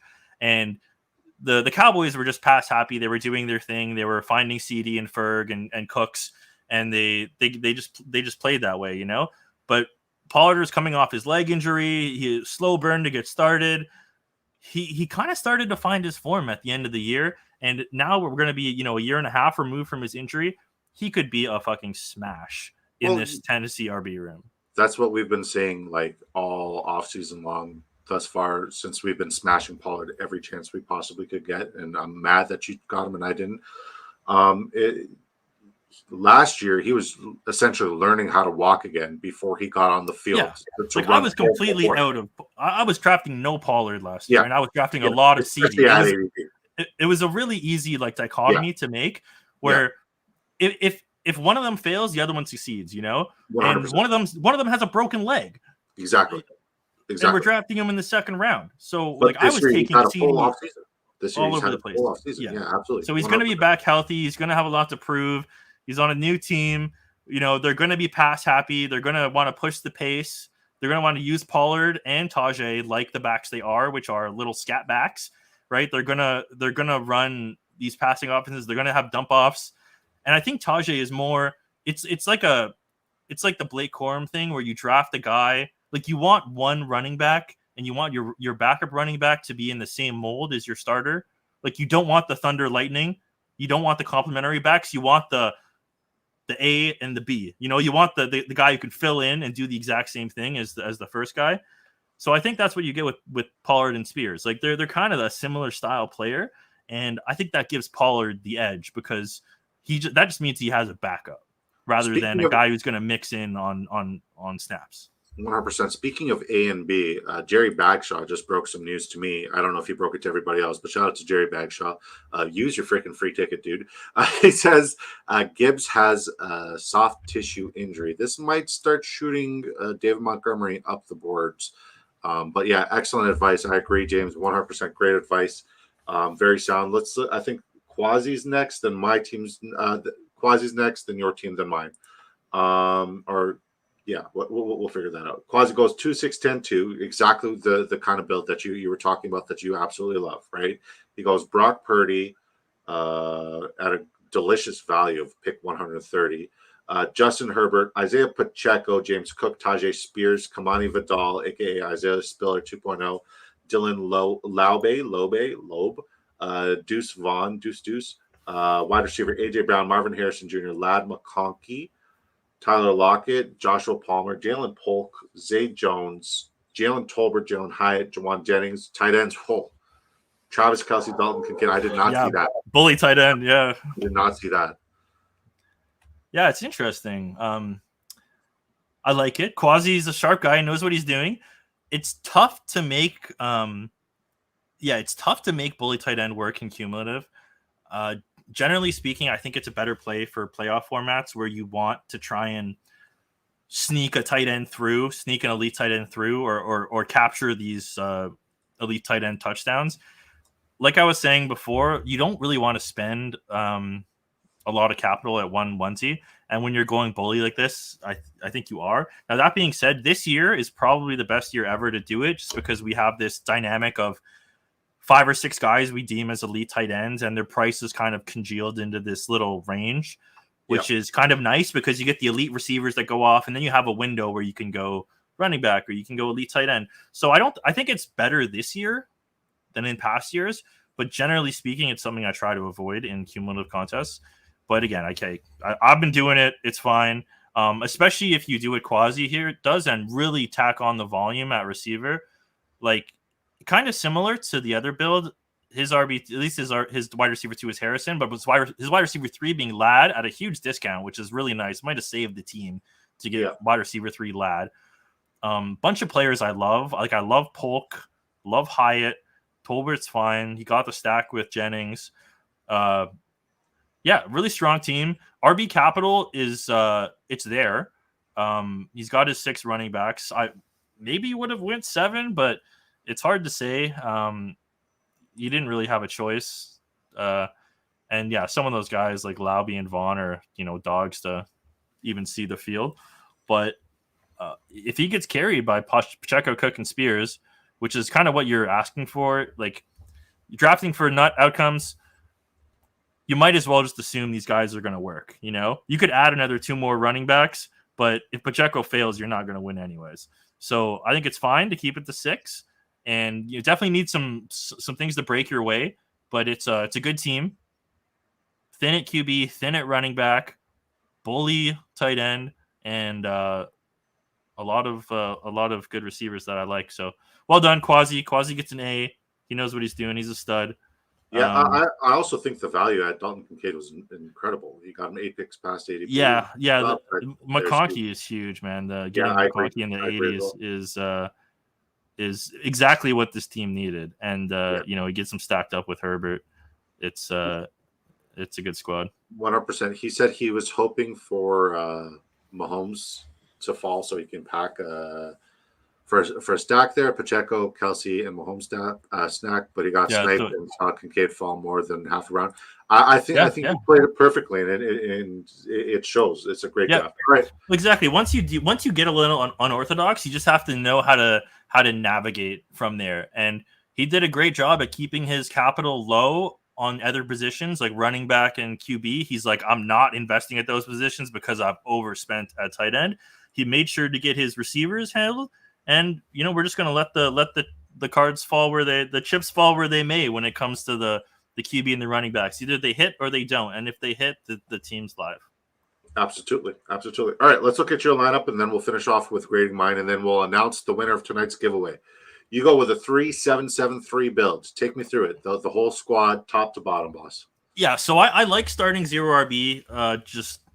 Generally speaking, my rule of thumb normally is if I go 6 is usually my limit, like starting 6 receivers in a row, and then I'll just stop. I'll probably add maybe in a 20-round draft, I'll probably add a 7th.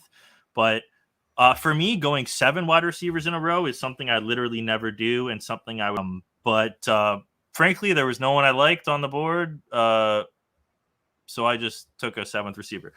And then running backs, I just splashed to talk about the receivers a little more. The start was pretty cool because I got falling ADP value on a lot of guys like Amon-Ra, Nico at 20 is a little rare, and then Smith at 29 is a little rare. So I'll just play off ADP. I'll just take the unique value. I wanted DJ Moore over Smith. Like if you were to ask me, like who would I prefer? But I just default to ADP and try to get a unique combo, and ADP had Smith above him, which I don't know if that's right or not, but yeah. And then we hammered the running backs. We have a lot of good running backs. That's what you have to do when you drafts are set up really, really well right now to do pure zero RB because there's a lot of these guys, Zamir, Brooks, Benson, Robinson, Chandler, they're all going to play. Jalen Wright, you have to have a Miami running back if you want to win. That's just how it works. You need one of them. Rule of thumb. And something to think about when you're drafting, that's really pertinent to drafters, is if you haven't taken a player off a specific team, like I don't have any Miami players, right? And I'm sitting in the 15th round. That means I've basically bet on other Miami pieces failing because I haven't taken them yet. So if I take Jalen Wright, I'm really happy with that because that means I've cornered part of the Miami offense, right? Just from a general like thought process, I think it's better to add players from teams you haven't drafted than making these little minor team stacks in cumulative, because we're trying to find like the nut outcome, and for that to happen, I don't want two guys who are alternating touchdowns every week. I want Pacheco, who lights on fire and scores all the touchdowns for the last 7 weeks, right? I want the best player on each team who's catching fire. Now, that doesn't mean stacking's bad. Like, stacking is of course good, and I try to double stack all my quarterbacks. I actively try to double stack all my quarterbacks. But when it comes to doing little micro team stacks, again, totally fine. But I like just having one player because I'm betting on that player being the best one from the team. And if I don't have a player on Miami, then I sure as hell like Jaden Wright as my RB5 or whatever he is here, because in this universe, Tyreek Hill isn't going crazy, Waddle isn't going crazy, Mostert got hurt, A-Chain's not breaking the world, and this rookie is showing out and getting touches. So you just have to always tell the story of your draft, and you have to consider that every player you don't select, you're actively betting against. So you can incorporate that into your draft. If I don't have a Hill or a Waddle, I'm betting against them. So that means stocks up for Jalen Wright. That's great advice. So what would you grade this draft? Not very well. I don't know. I'd probably give it like a B. It was honestly harder than I thought. Like with streaming, I was a little distracted. Like I said, I broke one of my cardinal rules, which is the 6 receiver starts. I hate my quarterbacks. I hate my tight ends, but it's definitely a build that can win, and it's kind of similar to my team from last year. I also started 6 straight running backs or 6 straight receivers with my team last year, so it's good. I like the start. I like my favorite part is the Amon-Ra, Nico Collins start. I think those guys are absolute studs, and I love Nico this year. I think your start is very unique. I think it's a very strong draft. I like the 3 running backs that you started off with are 3 of my favorite backs that I try to get a lot of exposure to. And Ty Chandler, I'm super high on. Jalen Wright, I will try to get exposure to. I liked Braylon Allen when he was going undrafted, but currently at this ADP, I can't touch it. I like your receivers. I like your tight ends. A little hurting, but I could see them getting there. I am particularly high on. Yeah, it's tough. I really would have preferred if I got Sanders for the Carolina stack, but at least I was able to get I got what's this fee? I got the Seattle stack. Fant and Gino. Yeah, Fant and Gino. So at least it's okay. I like getting my stack, so I was able to pull that off. Not my favorite team, but hey, it's okay. Okay, I'm definitely not avoiding Brooks. I like Brooks. Just from a profile, I think he's going to get a lot of dump offs. I think he's kind of the guy that they need there. Like, I think Canales is going to make him into a Rachaad White, and our little tiny quarterback there who can't see over the line will be able to hit him with dump offs. And I think he's just a good pick. J.K. Dobbins, I'm never clicking. I was basically never. I did it for the first time today. I mean, we'll see what happens. I'm just gonna never click him. I've been off of him for a couple years, actually. Like, I was off of him last year, even though everyone was screaming from the rooftops he's an amazing pick. The reality is, when it comes to injury, the most likely or the most significant factor in predicting injuries is previous injuries. So when it comes to guys like Gus who just can't stay healthy and Dobbins. and like Bateman, or yeah, sorry, Dobbins and like Bateman, these guys who have plates in their feet and are perennially hurt, you're better off just avoiding them. I mean, it's annoying to say that, but and it's obviously really spot dependent, and you have to pretend like you're a doctor and make educated guesses. But the best indication for future injury is past injury, and if you just leave it at that, if you're a big guy who blows out his knee, you know what? I'm not going to click you for 2 years. Sorry, that's kind of just a baseline I apply to. Dobbins is tough, man. I'm just not going to be clicking the guy off the Achilles. It's just not going to happen. I agree. I made that mistake of clicking him. Well, it wasn't a mistake. I was desperate at running back. I like my first 3 running backs, but the rest are kind of just like, I just need to play the ADP game and just take guys who are falling and let's judge. Yeah, I mean, I saw a clip of him yesterday. He looks like he's running good. He's had a nice fit on. He was looking stylish out there. It was putting a bit of fear into me that he might be ready to go. And like, I love the talent, man. His rookie year, that was, God, I forget how long ago that was, but I was in on him his rookie year, and he was a smash. He was spectacular in college. He was so good. I loved his tape, but man, ever since that injury in year 2, I forget what he hurt, but I basically been off every ligament. Oh yeah, it was that really bad knee, where it was like in the grass. ACL, MCL, PCL. Yeah, I mean, I just can't draft guys who get their knees blown up. Unless his name is Breece Hall.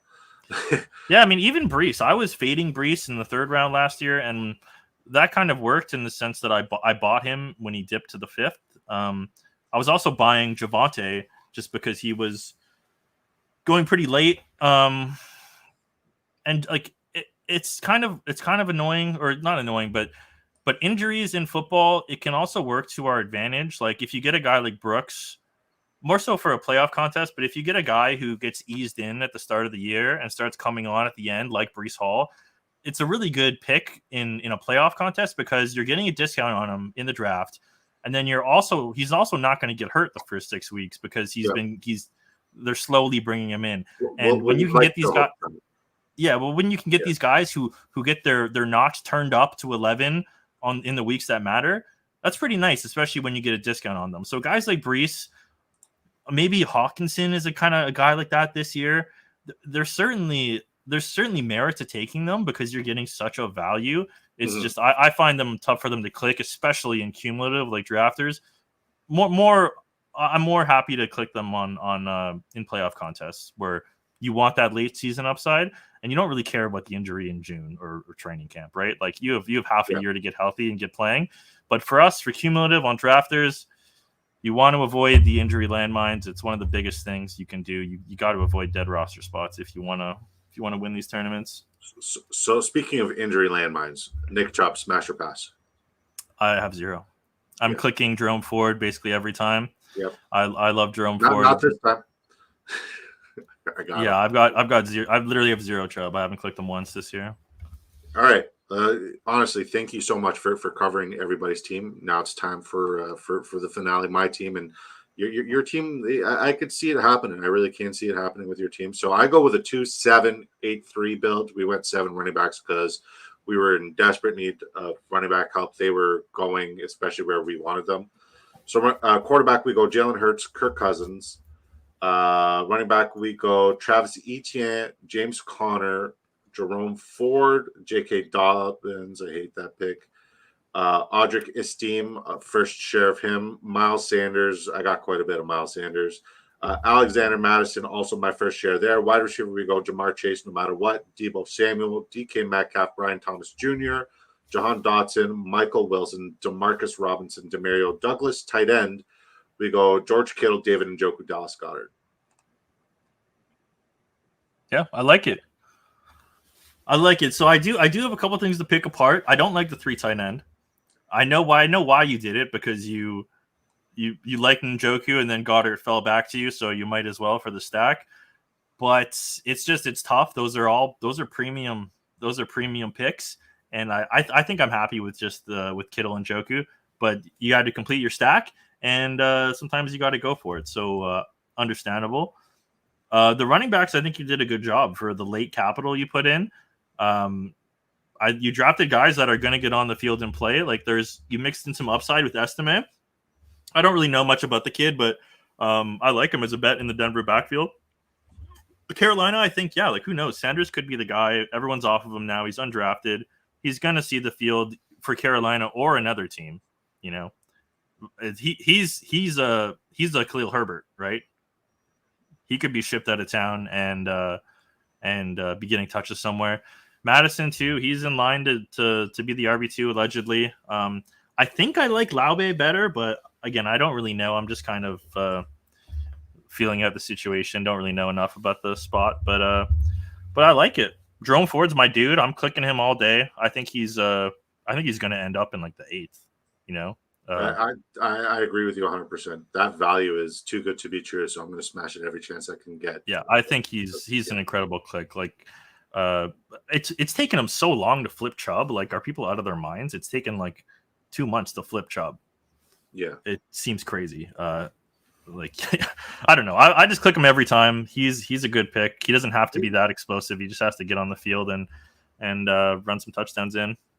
This is great advice. Draft now before Chubb ruled out. 100%. We've been saying that. I mean, this only ends one way, and it's with Chubb on the pup and him making a return. What, week 9? I don't know. Like, and getting 10 touches at most. Like, yeah, even if he does get eased back into the offense, it's going to be what, 10% for the first game, 12 for the next. Like, it's not going to be anything significant or anything that we're going to love Nick Chubb for. I mean, if he's available in your dynasty league, sure, use him as a late pick, because that's the only time he's valuable, which is next year. This year, I don't anticipate him producing as much as he currently is, and he's going right around where Jerome Ford is going.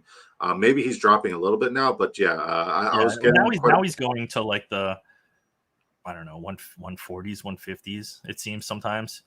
But who took Chubb here? Where did Chubb go? Nick Chubb went pick 153. 153, yeah. And he went to not a disco ball. Okay, good. Disco balls are smart. All right. Give me a grade, my friend. How do you feel about the wide receivers? I like what I did with the wide receiver position here. Yeah, they're good. Debo, Metcalf, Thomas. Yeah, I'm in on Thomas too. I like him. Michael Wilson is a guy that I've not clicked a lot this year, and maybe never actually. But I was clicking him a lot last year. I was doing the late Arizona thing. I was getting McBride. I was getting Michael Wilson, and I thought it was really sharp last year. He didn't really do anything, you know. So he's just kind of giving me a bit of a faceplant sort of vibes where I wanted to see more from him last year, and I really liked him going into last year, and he kind of let me down. So I'm just a bit off of him this year. I like sprinkling in guys like Dortch and Zay Jones a little more than Michael Wilson, but that's just biased from last year. The second-year breakout is on the cards, of course. He can be good. And Dotson too, man. I have the same kind of feeling about Dotson. It's like he popped his rookie year, and he's kind of been meh ever since. But I've been buying into the Washington offense. I've been getting a lot of Jaden Daniels. Jaden Daniels. But Dotson's probably the guy I've clicked the least out of the Washington squad. And I don't know if that's good or bad, but it's just kind of where I've ended up. I've got a lot more Terry and a lot of the running backs. But yeah, it's a good team, and I like that they're you got some of those guys that I'm antsy about, because hey, you know, it's quite often that the opposite of what you think happens, right? So those guys could easily be just smashes, and they still have the profile. They're still young. They're still ascending. So it's it's a good team. If I could say one thing, I would chop a tight end and add another receiver on the squad. In hindsight, Njoku probably wouldn't have been the greatest pick, but it's also hindsight.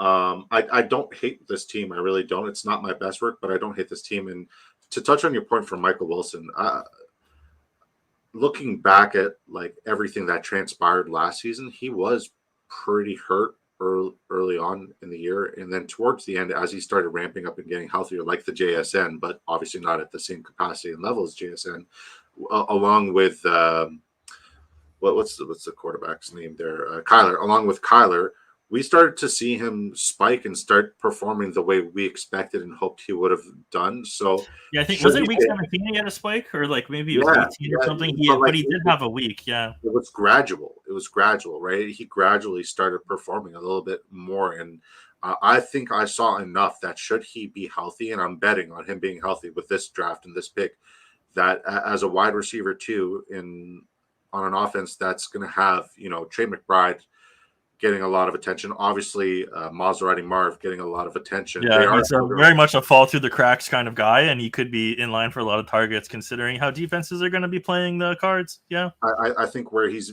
I have him evaluated a lot higher than where he's currently being drafted. And I think once the preseason hits and should he be healthy, he's going to start going really high. He's a guy I'm trying to grab in every single draft. And the Jahan Dotson situation is one of those ones where it's like I got him 13 picks past ADP, which is great. yeah, you got good value. Yeah, he was missing a quarterback with touch last year. Don't get me wrong, Sam Howell, big arm, but short quarterback, not a lot of touch. He likes his deep balls, gives his players one-on-one jump ball opportunities. Dotson needs a little bit of touch, especially on the corner routes / post routes. You need to be able to fit the ball in. Jaden Daniels displayed, like, everybody likes his rushing upside. Don't get me wrong, I like his rushing upside, but what stood out the most to me for Jaden Daniels was the amount of touch he put on every single pass. He is a spectacular touch passer, and like I think you slot Dotson into what Brian Thomas Jr. was doing over there. You have a lot of upside with Jahan Dotson this year. I think Dotson is going to have a big season, and yeah, I like my draft. I even like more the fact that you joined me here and you stuck around for 2 hours because I had you for 15 minutes before the stream even started. I had a lot of blast. This is a great way to start the weekend. This is absolutely such a blessing to have you, buddy. I did say I will announce the winner of the giveaway. So let me scroll up to this chat was popping. What a fun show. Thank you everybody for tuning in. This was absolutely spectacular. Obviously, we'll announce the winner, play the outro. Before we do any of that, we'll get the closing remarks from you, sir. All right. So the winner of tonight's giveaway, and by the way, guys, this is only day 2 of our 20 stream giveaway. We're doing a giveaway for the next 18 streams. It was going to be 20 streams, but we have already done 2. This is our second one. Congratulations to this guy. I love this guy. No, he is not part of the Man Meat pack, but he is part of the Meat Sweats pack. Also a fellow Ontarian Canadian who hasn't used drafters yet. So this is your chance, sir. Shout out the Ontario boys. We love it here on Drafters. Congratulations, James SEO. This guy is anti-YouTube, but he signed up on YouTube to support your boy. I'm so glad that you get to use this ticket, sir. Congratulations. Updog, any closing remarks, my friend? This like, once again, guys, please put W's in the chats. He's dropped knowledge. He's given away his secret sauce, the humility, the knowledge, everything, buddy. So grateful. Thank you so much for absolutely everything, boss. Any closing remarks you'd like to tell Disco Ball Nation? Where can they find you? Where can they expect to find you in the future? Anything that's coming up, please let everybody know.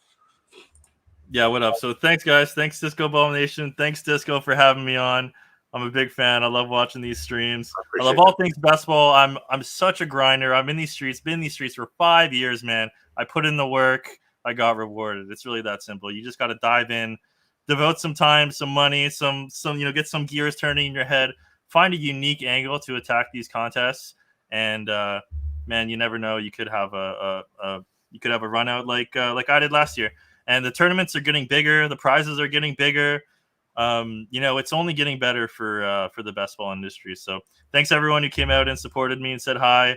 I'm happy to show my face and say what up and talk shop about my favorite game with my favorite people. And I look forward to seeing you guys in the Drafters streets this year. I'm gunning for first, so hopefully I'll see some of you guys at the top of the leaderboard with me.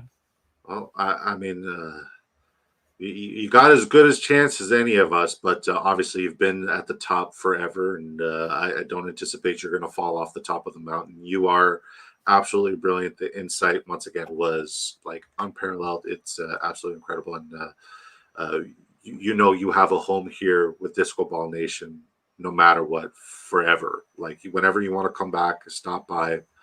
Please feel free to. We'll play the outro, then we'll say bye. And then, yeah, man, stick around. Throw me a follow on my Twitter, guys. Crypto THO. Find me there. Hopefully, I'll be doing some YouTube content in the future. But that's it for now. So thanks for having me on, Disco. Gotcha, buddy. Folks, I had a blast. This entire week was absolutely awesome. We broke every PR on a night-to-night basis, and this show, I'm assuming, is going to surpass that as well.